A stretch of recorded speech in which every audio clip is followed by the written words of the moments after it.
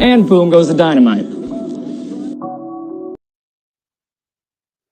Welcome, everybody, into another edition of Daily Dive. I'm your host, Renee Washington, bringing you all the NLL and lacrosse talk on the show. Now, we have a lot to get into today, so let me run through it. We're going to be breaking down some stats that we have that our producer Mike was able to pull around attendance numbers in the NLL after week 2, as well as having 2 great guests on the show. Scott Godfrey is joining us first to talk about lacrossing barriers, and Seals play-by-play broadcaster Cooper Perkins will be on the show as we're taking a look at the Seals and a deeper dive into that comeback win against Saskatchewan. So up first, let's take a look at the fact that you need to subscribe.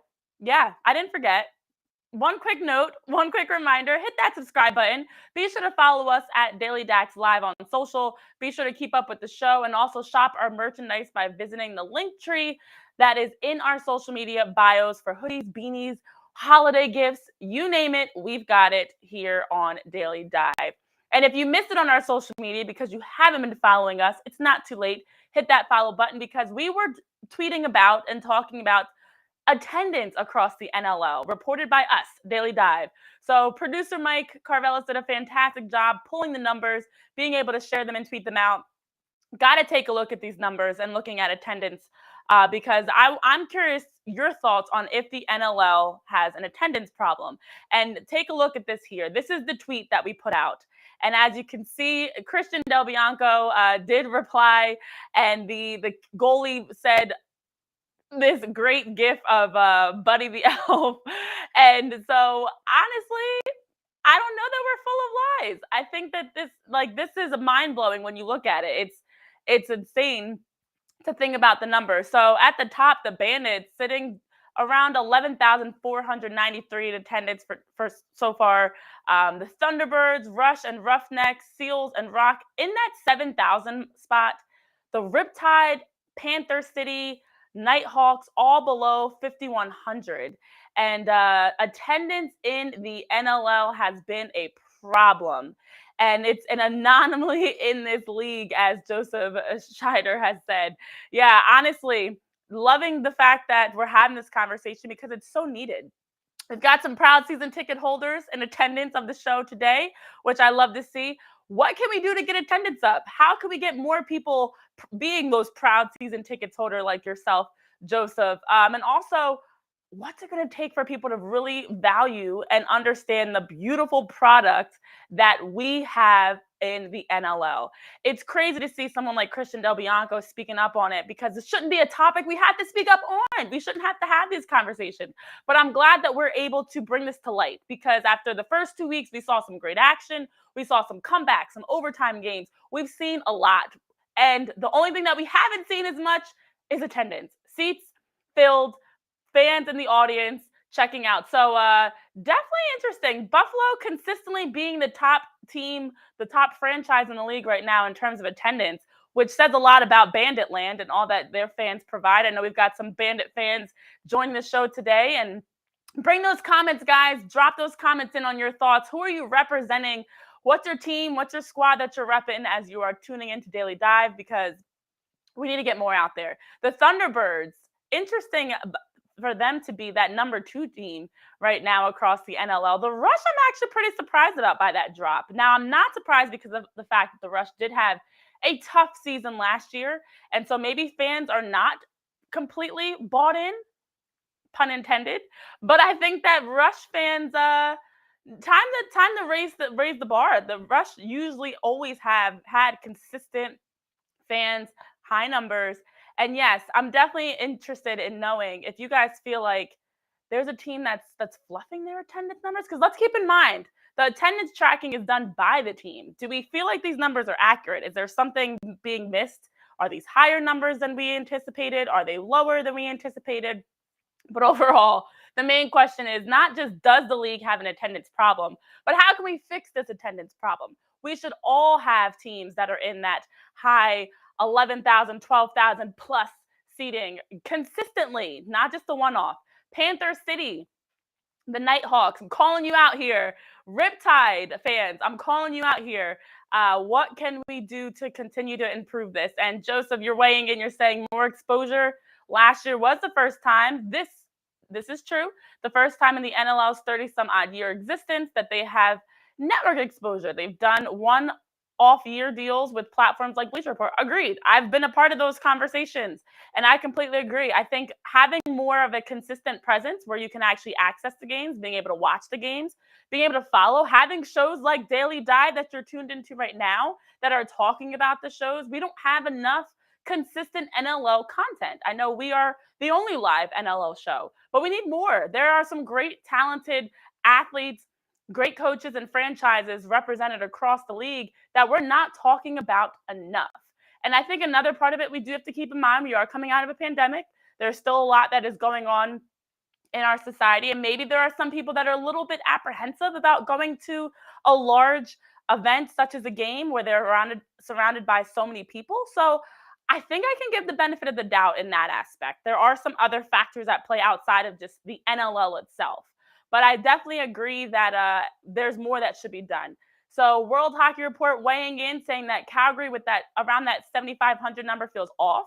And maybe it's just because it's a round number, but it seems high for how it looked on TV. I agree. I watch the games. You see in the stands as much as you can, the audience, the attendance that's there, and some of these numbers might feel a little bit off. It is interesting also that the Roughnecks are exactly at 7,500. So you mean to tell me exactly 7,500 people were in seats, not 7,501, not 7,499, exactly 7,500. Seems a little fluffed, but maybe they're estimating and rounding up. Who knows?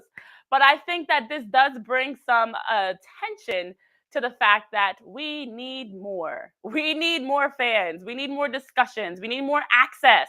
We need to be able to watch games. So even if you're not, going to the games and your games aren't at home, they're on the road, you can still watch and tune in. So right now, Bandit Land, continuing to raise the bar, and to see that big gap from 1 to 2, and then even how it drops off. And some teams obviously haven't had home games, so there's a lot of factors here. You know what we'll do? We will circle back to this for sure and have a chance to, as the season progresses, talk more about this. So thanks for jumping into the comments and weighing in, especially World Hockey Report and Joseph Schreider. Hopefully I'm saying your name correctly, Schreider. Thank you for jumping in and sharing your thoughts on what we are seeing around attendance in the NLL. So this is what we talk about on Daily Dive each and every week. We're bringing you updates, analysis, behind-the-scenes stories. And we've got a great behind-the-scenes story to come up here on Daily Dive. Scott Godfrey of Lacrossing Barriers, who's doing some phenomenal work on the grassroots level to help grow the game and also providing lacrosse in so many different communities, including adapted lacrosse. So more to come here on Daily Dive. Don't go anywhere. We'll be right back here for more NLL and lacrosse talk. Stay tuned.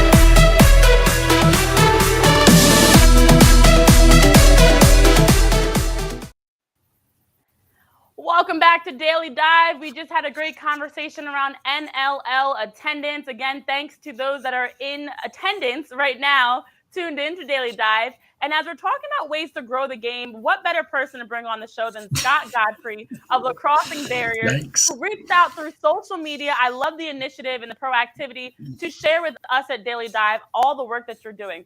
Tell us about Lacrosse Barriers and what people should know about this organization. Well, first, thanks for having me on. This is a real privilege. We started through the Autism Asperger's Friendship Society, and we still operate with them. 2015, we did a try at lacrosse. 2018, we took some guys to the Minto Cup, which was in Calgary. And through that, we started a program, scratched together about 6-8 people who were on but not limited to the autism spectrum.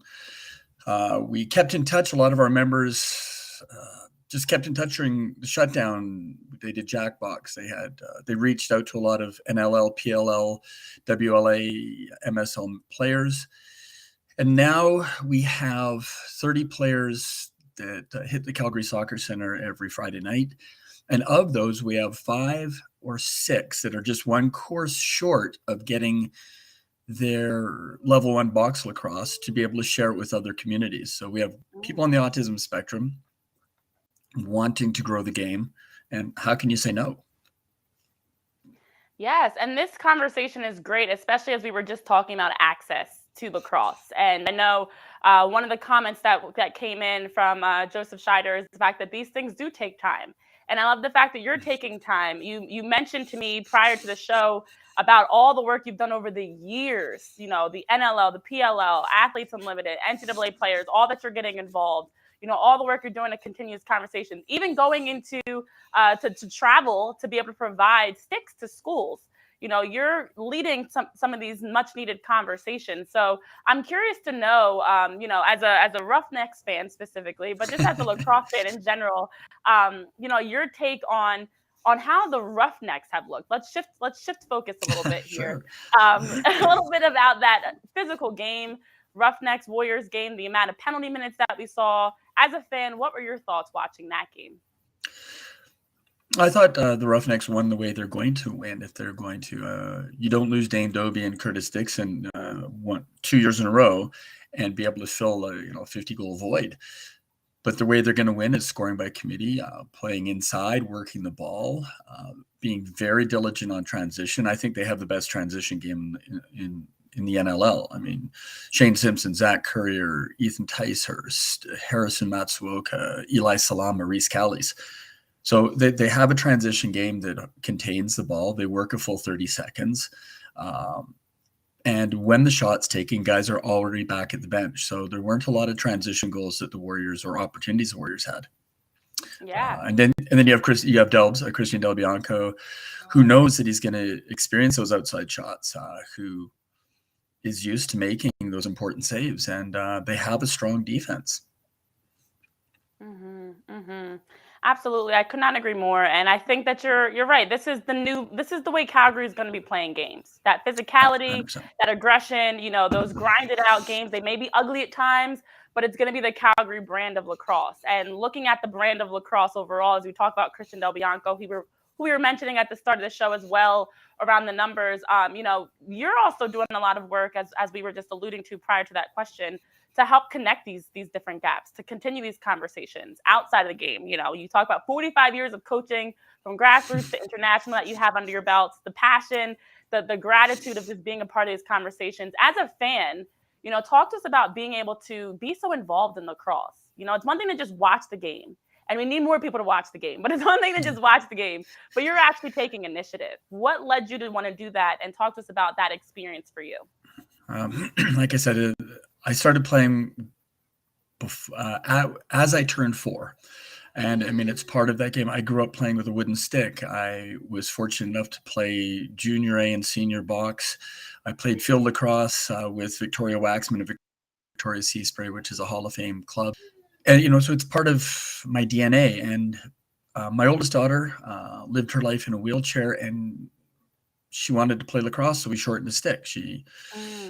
And you know, she passed away a couple of years ago. The reason I say that is because I used past tense, and a couple of the guys from the Roughnecks were really close friends of hers, and they made a chance because they knew she loved lacrosse to just be her friend.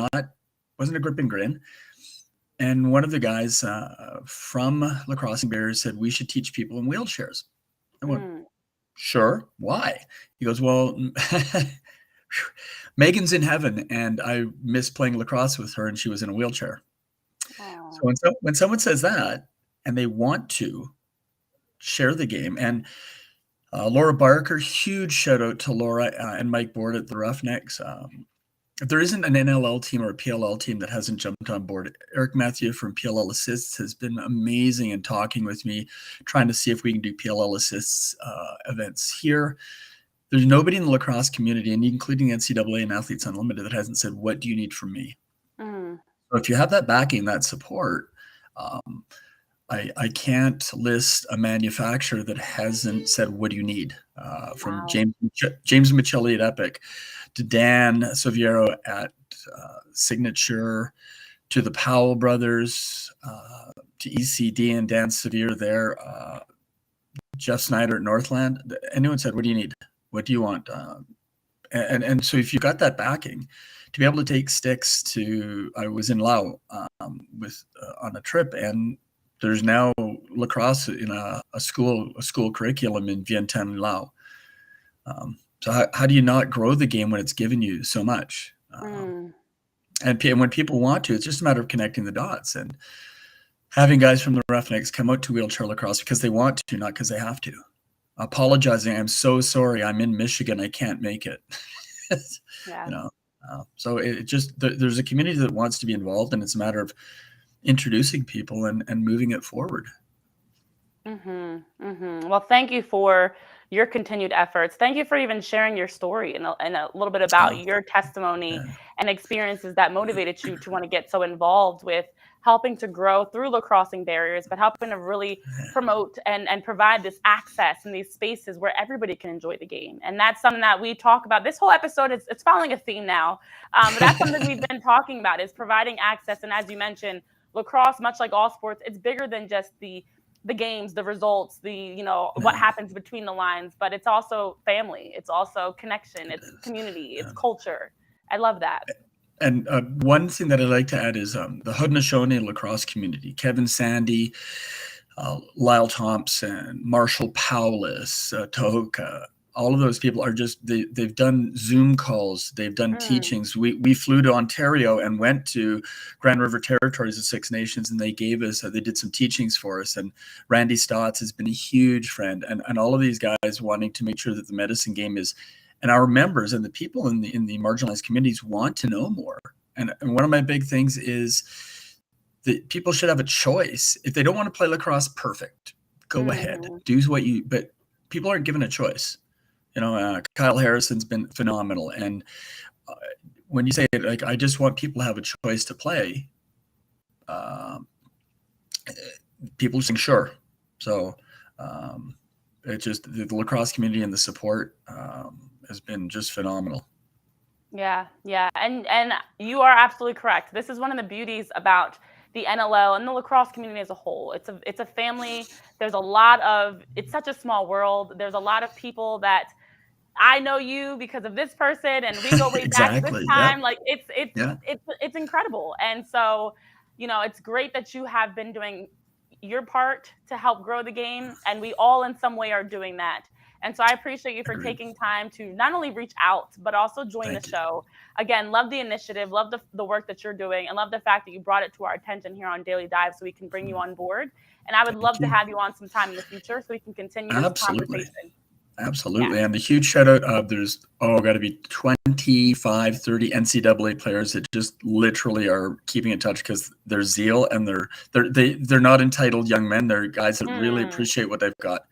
I believe we talked to Mike, and we want to be on again. Love it. Absolutely, Scott, Godfrey, everybody of Lacrossing Barriers. Thanks, give everybody. them a follow. Check out what they're doing and all the great work they're doing to help grow the game. And as we've been talking about a lot of growing the game, we've got to talk about a team that is finding ways to win, and that's the Seals. So coming up here on Daily Dive, we've got play-by-play broadcaster Cooper Perkins joining the show to talk all things San Diego Seals. Stay tuned.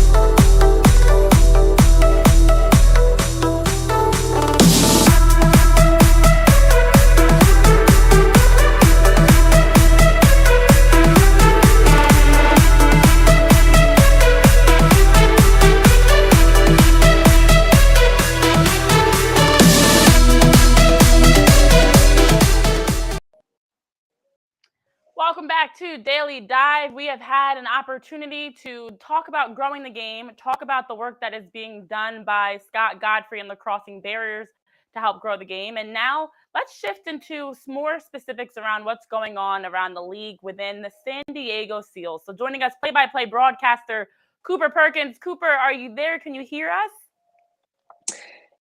Yeah, Renee, I can hear you guys. We got a little bit of a video issue going on, but can you hear me?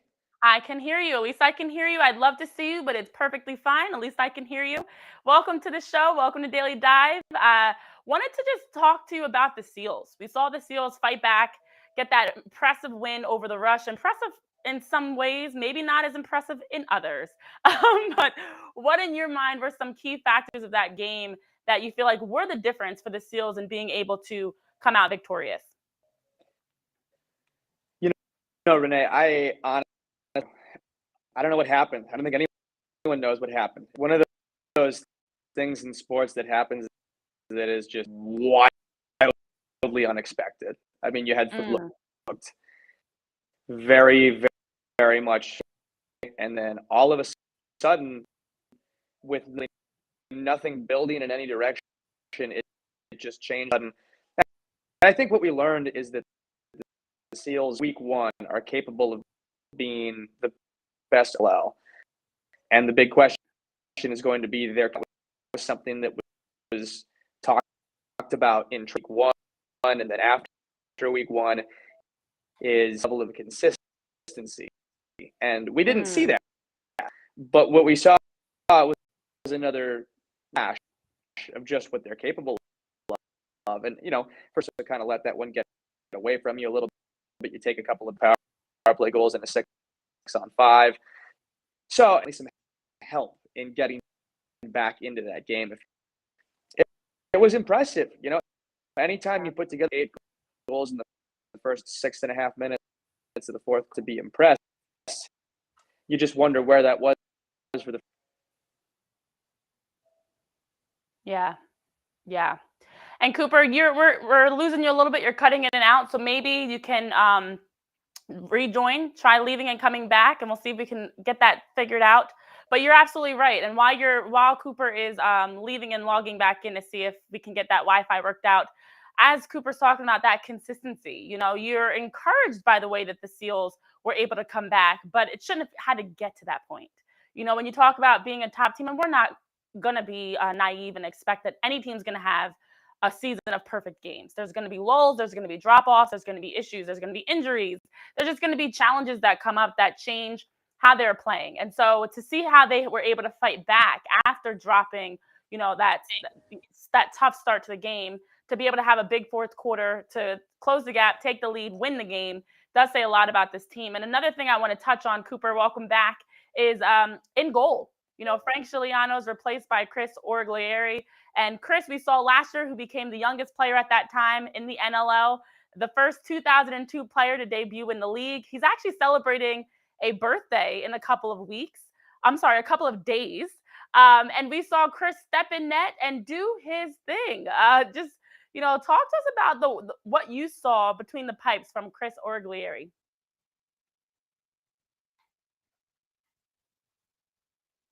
Oh, and now I think we have lost Cooper altogether. No worries. Sometimes technology doesn't like us to be great as we are having these awesome conversations. Thank you guys for joining us and tuning in the chat as well. Let me just give a quick shout out to those that are in attendance. I saw some that have been here supporting Scott. I saw Joseph Scheider.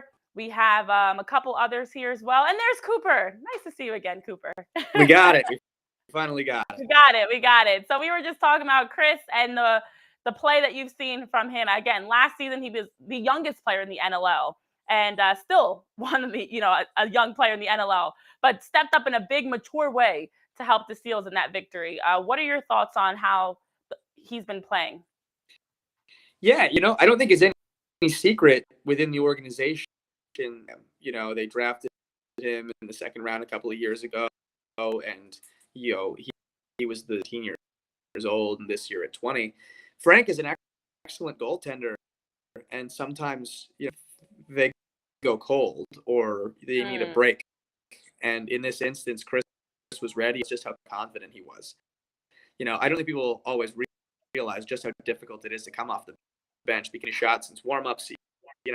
It's been hours since the last time anyone shot on him. Confidence was really illustrated by the first sequence in overtime, in which he made us hit the home run pass, throwing an outlet all the way across the floor to Curtis Dixon coming off the bench.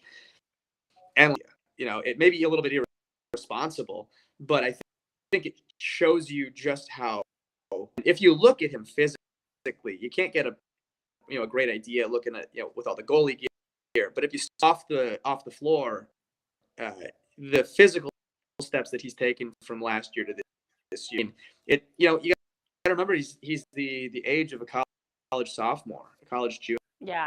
It's a college football player who gets in the weight room and you see a huge difference between year one and year two. And, physically, he's just in a different level than he was last year. And I think I'm excited. I think everyone in the organization is excited about him in the long term.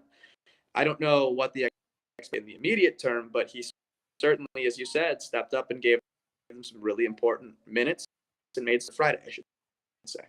Yeah, you are absolutely correct. When you put it in perspective of just how young he is, in the sense that he's got a lot more growth to do physically as well, it says a lot about the future for Chris. And I know that's two very grinded out, close games that the Seals won. And I wanted to shift and talk to you about laxmetrics.com. I know we didn't have a chance to fully get into that last time you were supposed to be on the show. So I wanted to just get your thoughts on how the offensive rating by laxmetrics.com is impactful, is helpful, and what you describe as a QBR for lacrosse. So what are your thoughts on that? Yeah. It's an idea that I need to have something that could be individual game specific as opposed to big season, everyone on the floor touches the ball at some point, which means that everyone's going to have kind of the ability to handle things. Quarterback rating in football gives us an illustration of kind of how a quarterback plays, right? It consists of formula of completion percentage and yards per attempt and touchdowns.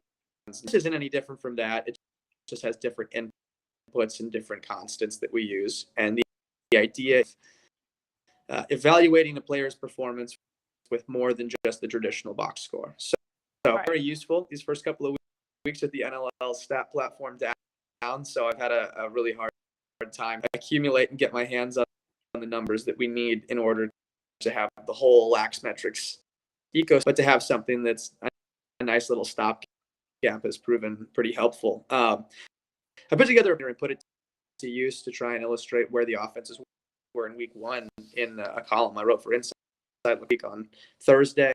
So that's out there. It's it's by the metrics, which we'll be putting out every Thursday. And if you're curious about the offensive rating and seeing a list, then I'd encourage people to check that out. I mean, at this point, it's a week old, right? I got something else coming out on Thursday that'll probably reference the offensive rating again. And so it's interesting. It's a little bit different. And at the end of the day, the whole Lax Metrics message and to create a new perspective that we can view things from that has also been traditionally viewed, and you don't have to like it. That's not the point. It's to have a different conversation and to see things through a different lens. So that's what the offensive rating, look at a box score and go, he had 3 goals, 5 assists, and 16 loose balls. Fantastic.